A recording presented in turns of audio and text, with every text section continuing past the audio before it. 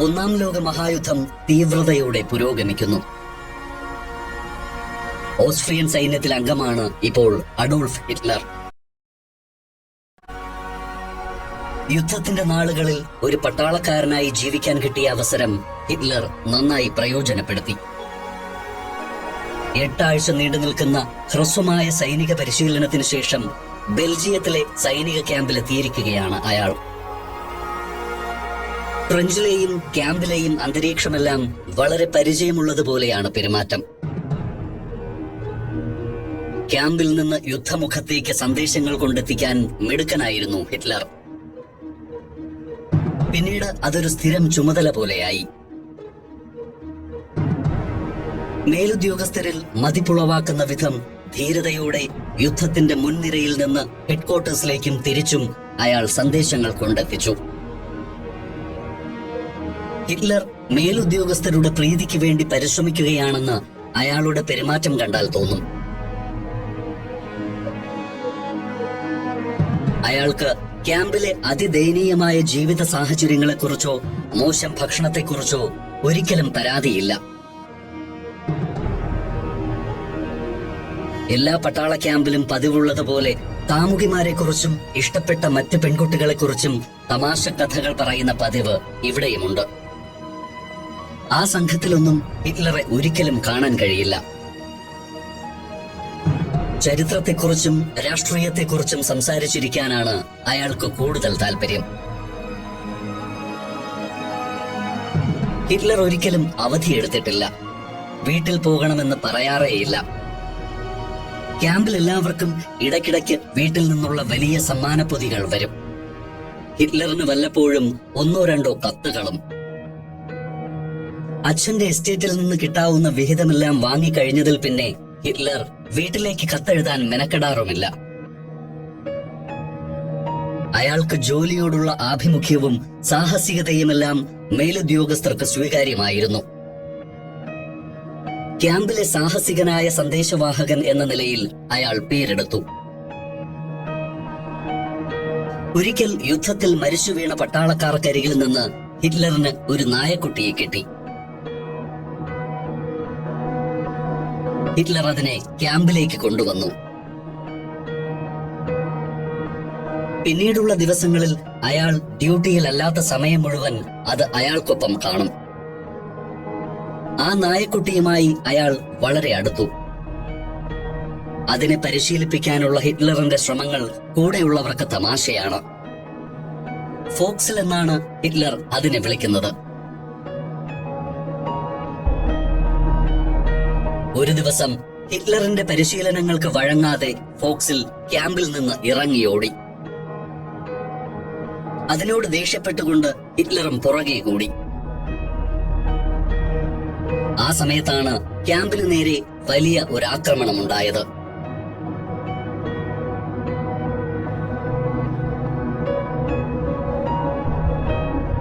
ബോംബുകൾ വീണ് പൊട്ടി. ശത്രു സൈന്യത്തിന്റെ പീരങ്കി സേന ക്യാമ്പിന് വളഞ്ഞിരുന്നു.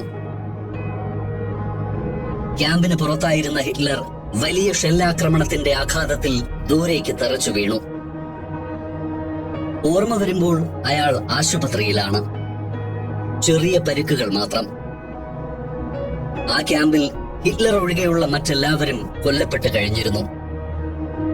അയാളുടെ നായക്കുട്ടിയും.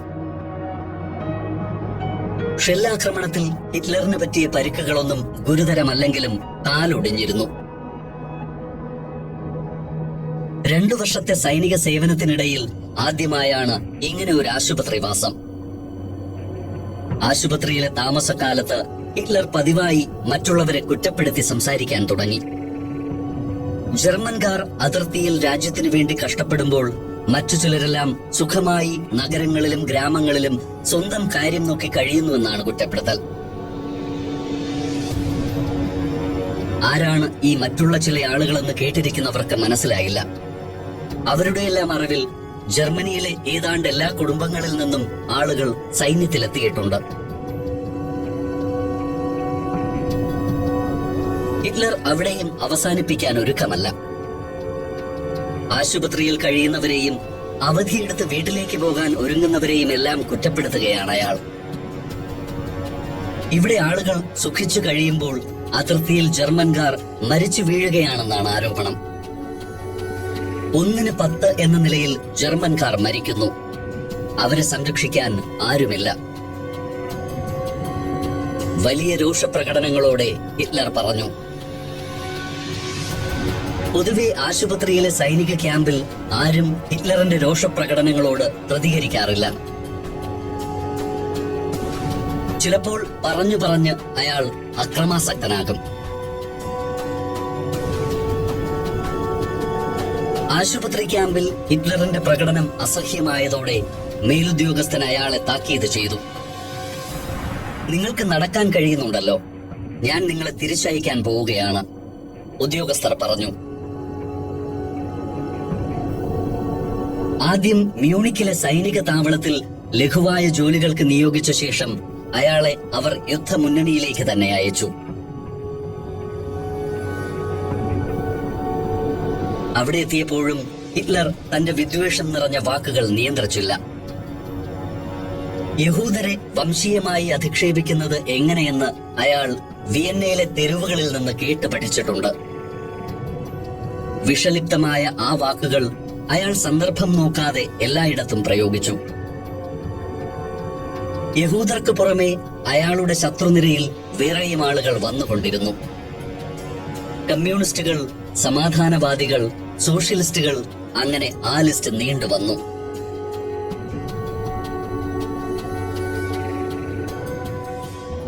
ഒരു ദിവസം രാത്രി ക്യാമ്പിൽ എല്ലാവരും അത്താഴം കഴിച്ചുകൊണ്ടിരിക്കുകയാണ്. പെട്ടെന്ന് ഹിറ്റ്ലർ ആരോടെന്നില്ലാതെ പറഞ്ഞു തുടങ്ങി. ഇപ്പോൾ യഹൂദർ അവരെ സ്വയം വിളിക്കുന്നത് കമ്മ്യൂണിസ്റ്റുകാർ എന്നാണ്. എന്ത് പേരിലായാലും അവർ എല്ലായിടത്തുമുണ്ട്. ഈ യുദ്ധത്തിന്റെ മുൻനിരയിൽ ഒഴികെ എല്ലായിടത്തും. യുദ്ധത്തിന്റെ മുൻനിരയിൽ നിന്ന് മരിച്ചു വീഴുന്നത് നമ്മളാണ്. ഇവിടെ ഒരൊറ്റ യഹൂദനെയും കാണാനില്ല. ഹിറ്റ്ലർ തന്റെ വിദ്വേഷ പ്രചാരണം തുടരുകയാണ്. നിങ്ങൾ എന്ത് അസംബന്ധമാണ് പറയുന്നത് എന്ന മട്ടിൽ ഒരു സൈനികൻ അയാളെ തിരിഞ്ഞു നോക്കി. ഹിറ്റ്ലർ അയാളോട് ചോദിച്ചു, നിങ്ങൾക്കറിയാമോ യഹൂദനായ ഒരു സൈനികനെ, ഒരാളെയെങ്കിലും? ഞാനൊരു യഹൂദനാണ്, അയാൾ ശാന്തനായി മറുപടി പറഞ്ഞു. അതുകൊണ്ട് വിഡ്ഢിത്തം വിളമ്പാതെ എന്തെങ്കിലും കഴിച്ചിട്ട് എഴുന്നേറ്റ് പോകൂ, അയാൾ കൂട്ടിച്ചേർത്തു. ഹിറ്റ്ലർ ദേഷ്യത്തോടെ മുന്നിലിരുന്ന സൂപ്പിന്റെ പാത്രം തള്ളി നീക്കിക്കൊണ്ട് അവിടെ നിന്ന് എഴുന്നേറ്റ് പോയി. ഹിറ്റ്ലറിന്റെ വിദ്വേഷം നിറഞ്ഞ ഈ വാക്കുകൾക്ക് അന്നൊന്നും സൈനിക ക്യാമ്പിൽ ആരും വലിയ പ്രാധാന്യം നൽകിയില്ല. വിചിത്ര സ്വഭാവിയായ ഒരൊറ്റപ്പെട്ട മനുഷ്യൻ, അങ്ങനെ മാത്രം അവർ കരുതി.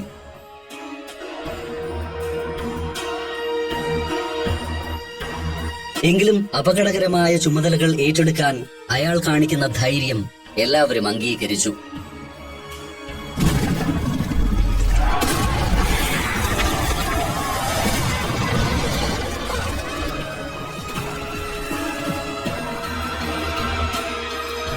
ആയിരത്തി 1918 സാധാരണ പട്ടാളക്കാർക്ക് അപൂർവമായി മാത്രം കൊടുക്കാറുള്ള അയൺ ക്രോസ് ബഹുമതി കൊടുത്ത് സൈന്യം ഹിറ്റ്ലറുടെ സേവനങ്ങളെ അംഗീകരിച്ചു.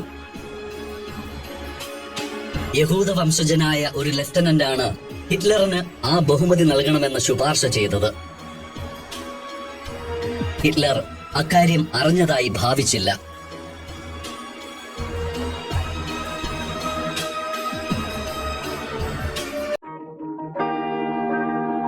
മികച്ച സൈനികനുള്ള അംഗീകാരമായ അയൺ ക്രോസ് കൂടാതെ 5 ചെറിയ മെഡലുകൾ കൂടി ഹിറ്റ്ലറിന് ഈ യുദ്ധകാലത്ത് കിട്ടി. അതിനു പുറമെ അച്ചടക്കമുള്ള സൈനികൻ എന്ന അംഗീകാരവും. എങ്കിലും അവസാനം വരെയും അയാൾ സൈന്യത്തിലെ ഒരു താഴ്ന്ന പദവിയിലുള്ള ഉദ്യോഗസ്ഥൻ മാത്രമായിരുന്നു. അതിനുള്ള പ്രധാന കാരണം ഹിറ്റ്ലറിന്റെ രൂപമാണ്. അയാളുടെ കുറിയ രൂപം സൈനികർക്ക് ചേർന്നതായി തോന്നിയില്ല. മാത്രമല്ല, ഹിറ്റ്ലറിന് നേതൃത്വപാടവവും ഉണ്ടായിരുന്നില്ല. അയാളെ സ്വന്തം ടീമിന്റെ തലവനായി മറ്റുള്ളവർ അംഗീകരിക്കാൻ ഇടയില്ല എന്നായിരുന്നു മേലധികാരികളുടെ വിലയിരുത്തൽ. കൂടുതൽ ഉയർന്ന പദവികൾ ഹിറ്റ്ലർ ആഗ്രഹിച്ചിരുന്നെങ്കിലും അതൊന്നും അയാൾക്ക് ലഭിച്ചില്ല. ദിവസങ്ങളും മാസങ്ങളും വീണ്ടും കടന്നുപോയി. യുദ്ധം അവസാനിക്കുന്ന ഒരു ലക്ഷണവുമില്ല.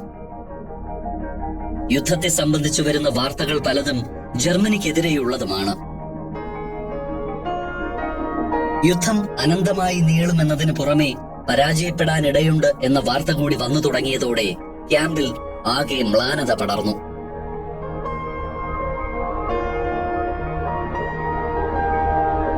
വിഷാദവും നിരാശയും ഹിറ്റ്ലറെ കാര്യമായി ബാധിച്ചു. ചിലപ്പോൾ മണിക്കൂറുകളോളം അയാൾ ക്യാമ്പിന്റെ ഏതെങ്കിലും ഒരു മൂലയ്ക്ക് അനങ്ങാതെയിരിക്കും. പെട്ടെന്ന് ചാടി എഴുന്നേറ്റ് തന്റെ അജ്ഞാതരായ ശത്രുക്കളെ കുറ്റപ്പെടുത്താൻ തുടങ്ങും. യഹൂദർ, കമ്മ്യൂണിസ്റ്റുകൾ, സമാധാനവാദികൾ തുടങ്ങി എല്ലാവർക്കുമെതിരെ ദേഷ്യപ്പെടും. അപ്പോഴും യുദ്ധമുന്നണിയിലെ സാഹസികനായ സന്ദേശവാഹകനായി തന്നെ ഹിറ്റ്ലർ തുടർന്നു. ഏറ്റവും അപകടകരമായ മേഖലകളിൽ പോലും അയാൾ കത്തുകളുമായി പോയി.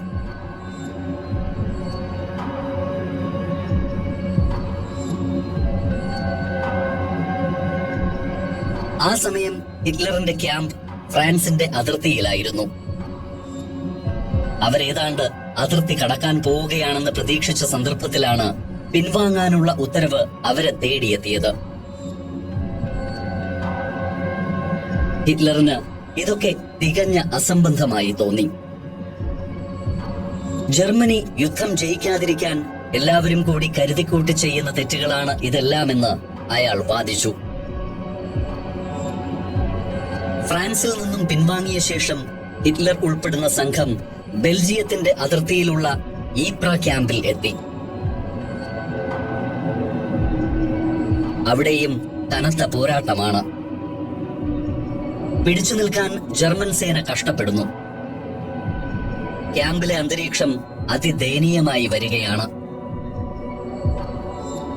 എപ്പോൾ വേണമെങ്കിലും അപകടങ്ങളും മരണവും സംഭവിക്കാം.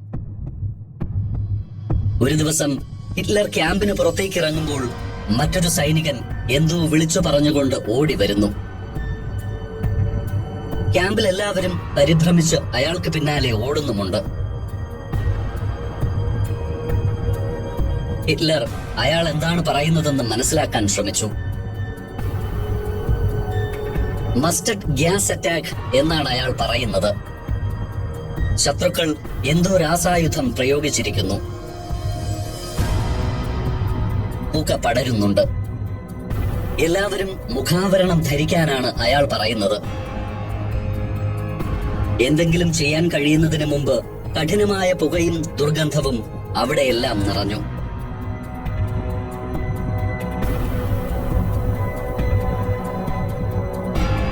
ഹിറ്റ്ലർ ബോധരഹിതനായി വീണു. ഇത്തവണ ആശുപത്രിയിലെത്തിയപ്പോൾ തന്റെ കാഴ്ച കുറച്ചു കാലത്തേക്ക് നഷ്ടപ്പെട്ടതായി ഹിറ്റ്ലർ മനസ്സിലാക്കി.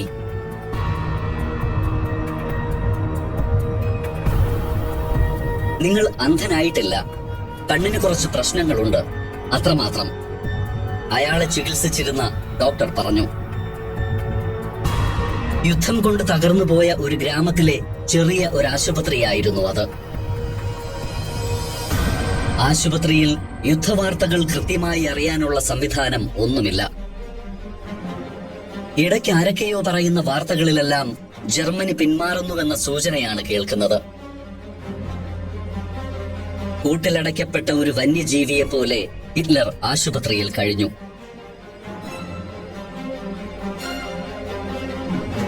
നിങ്ങളെ കാത്തിരിക്കാൻ ഭാര്യയോ കാമുകിയോ ആരുമില്ലേ? ചിലപ്പോൾ ഡോക്ടർ അയാളോട് ചോദിക്കും. അയാൾ അതിന് മറുപടിയൊന്നും പറയില്ല. 1918 നവംബർ 18 തീയതി ആശുപത്രിയിൽ പതിവുള്ള പരിശോധനകൾ നടക്കുന്നതിനിടെ സുപ്രധാനമായ ഒരറിയിപ്പ് വന്നു. അന്ന് അതിരാവിലെ ശത്രു സൈന്യം മുന്നോട്ട് വച്ച കീഴടങ്ങാനുള്ള ഒത്തുതീർപ്പുകൾ ജർമ്മൻ സൈനിക മേധാവി അംഗീകരിച്ചു. യുദ്ധം അവസാനിച്ചിരിക്കുന്നു.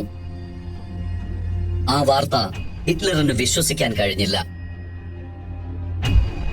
പക്ഷേ അതായിരുന്നു സത്യം. കൈസർ വിൽഹെമിന്റെ ജർമ്മനി പരാജയപ്പെട്ടു. രാജ്യം ഒരു പുതിയ റിപ്പബ്ലിക്കായി മാറാനുള്ള ശ്രമത്തിലാണ്. ഹിറ്റ്ലറിന് കഠിനമായ വെറുപ്പ് തോന്നി. ഒപ്പം ഈ പരാജയത്തിന് കാരണമായ എല്ലാവരോടും ദേഷ്യവും. അവരൊപ്പുവച്ച ഒത്തുതീർപ്പ് വ്യവസ്ഥകൾ തകരണമെന്ന് അയാൾക്ക് തോന്നി. തന്റെ വികാരങ്ങൾ കൃത്യമായ ആരോട് പങ്കുവെക്കുമെന്ന് ഹിറ്റ്ലറിന് മനസ്സിലായില്ല. ഇതൊന്നിന്റെയും അവസാനമല്ല, തുടക്കം മാത്രമാണ്, അയാൾ തന്നോട് തന്നെ പറഞ്ഞു. ആശുപത്രിയിലെ ചികിത്സ പൂർത്തിയായപ്പോൾ ഹിറ്റ്ലർ വീണ്ടും തെരുവിലേക്ക് ഇറങ്ങി. അയാളിപ്പോൾ പട്ടാളക്കാരനല്ല. ആ സൈന്യം തന്നെ പിരിച്ചുവിടപ്പെട്ടിരിക്കുന്നു. മ്യൂണിക്കിന്റെ തെരുവുകളിൽ ഇപ്പോൾ പഴയ കാഴ്ചകളൊന്നുമില്ല. എവിടെയും അലയിടിക്കുന്ന പ്രതിഷേധം മാത്രം. യുദ്ധം അവസാനിപ്പിക്കുന്നതിന് വേണ്ടി ജർമ്മനി ഒപ്പുവെച്ച കരാറിനോട് യോജിക്കുന്ന ആരെയും ആ രാജ്യത്ത് കാണാൻ കഴിയാത്ത അവസ്ഥ. കരാറിൽ പ്രധാനമായും 4 വ്യവസ്ഥകളാണുള്ളത്. യുദ്ധമുണ്ടായതിന്റെ മുഴുവൻ അപരാധവും ജർമ്മനിക്കും സഖ്യകക്ഷികൾക്കും വേണ്ടി ജർമ്മനി ഏറ്റെടുക്കണം. അതാണ് കരാറിലെ ആദ്യത്തെ വ്യവസ്ഥ. യുദ്ധത്തിന്റെ മുഴുവൻ ഉത്തരവാദിത്വവും ജർമ്മനി മാത്രമായി ഏറ്റെടുക്കുക എന്നത് ആ രാജ്യത്തിലെ പൗരന്മാർക്കാർക്കും തന്നെ യോജിക്കാൻ കഴിയുന്ന കാര്യമല്ല. യുദ്ധം മൂലമുണ്ടായ എല്ലാ സാമ്പത്തിക നഷ്ടങ്ങളുടെയും ഉത്തരവാദിത്വം ജർമ്മനി ഏറ്റെടുക്കണം എന്നതാണ് രണ്ടാമത്തെ വ്യവസ്ഥ.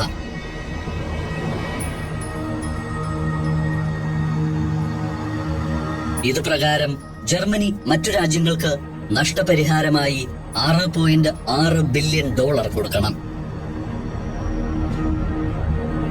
ഇനി മുതൽ നാമമാത്രമായ ഒരു സൈന്യത്തെ മാത്രമേ ജർമ്മനി നിലനിർത്താൻ പാടുള്ളൂ എന്നതാണ് മൂന്നാമത്തെ വ്യവസ്ഥ. സൈന്യത്തിന്റെ കാര്യത്തിൽ മാത്രമല്ല, യുദ്ധവിമാനങ്ങളുടെയും യുദ്ധക്കപ്പലുകളുടെയും യുദ്ധോപകരണങ്ങളുടെയും എല്ലാ കാര്യത്തിലും ഈ കുറവ് നടപ്പാക്കണം. കരാറിന്റെ 4ാമത്തെ വ്യവസ്ഥയായി ജർമ്മനിയുടെ 13% ഭൂമി അവിടെ താമസിക്കുന്ന 10% മനുഷ്യരോടുകൂടി മറ്റ് രാജ്യങ്ങൾക്ക് വിട്ടു നൽകുക എന്നതായിരുന്നു.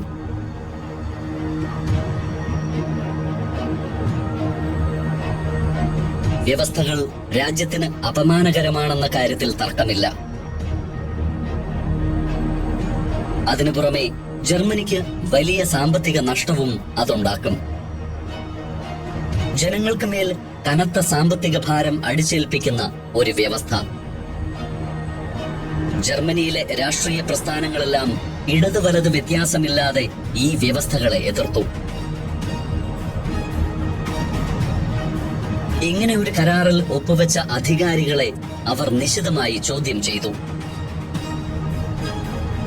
ആശുപത്രിയിലെ ചികിത്സ കഴിഞ്ഞ് നഗരത്തിലെത്തിയ ഹിറ്റ്ലർ കാണുന്നത് കൂറ്റൻ പ്രതിഷേധ പരിപാടികൾ തെരുവിലെങ്ങും അരങ്ങേറുന്നതാണ്.